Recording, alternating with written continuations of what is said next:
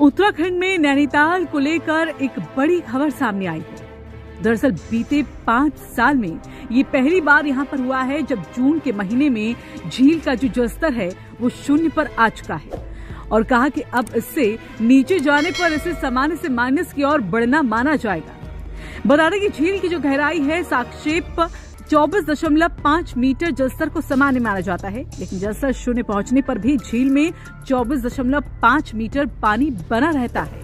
कहा जा रहा है कि शीतकाल में मौसम की जो बेरुखी है और कम बारिश, साथ ही ग्रीष्मकालीन पर्यटन सीजन के दबाव से नैनीताल की जो झील है वो अब बीमार पड़ रही है। यहाँ जलस्तर के माइनस का मतलब ये है कि झील के कोने सूख चुके हैं और धीरे धीरे पानी के कुल क्षेत्रफल का जो आकार है वो भी सिकुड़ रहा है और कहा जा रहा है कि बेहतर स्थिति में 0 से ऊपर की ओर बढ़ना है। पिछले साल इस सीजन में झील का जो पानी है वो 0 से 3.67 फीट ऊपर था।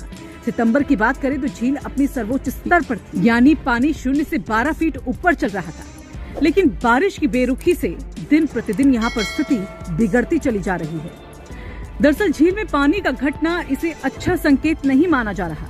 इस समय गर्मी के चलते कैचमेंट और अन्य रिसोर्सेज में पानी का प्रवाह झील में कम है और ऊपर से शहर को लगातार जलापूर्ति हो रही है, जिसके चलते हालात और भी ज्यादा तेजी से खराब होने की कगार पर। वहीं वीकेंड पर पर्यटकों का दबाव पड़ता है तो पानी की आपूर्ति बढ़कर 9 MLD प्रतिदिन कर दी जाती है।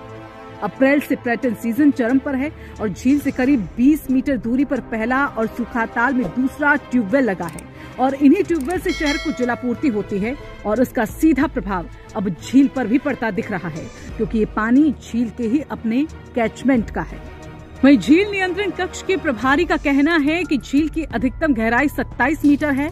झील के किनारे पर जलस्तर को मापने के लिए ब्रिटिश काल से ही गेज मीटर लगाए गए हैं, जिसमें कि 0 से लेकर 12 फीट तक ऊंचाई इंगित की गई है और गेज मीटर में जब पानी 0 से नीचे हो जाता है तो माइनस और ऊपर को प्लस में मापा जाता है। साल 2019 में सरकारी स्तर पर खैरना बैराज के विकल्प को सामने लाया गया था, जिसमें कोसी नदी में बडेरी पुल के पास बैराज का निर्माण कर नैनीताल, रानीखेत, भीमताल और भवाली इलाके के लिए 41 MLD पानी की आपूर्ति का प्रोजेक्ट बनाया गया था।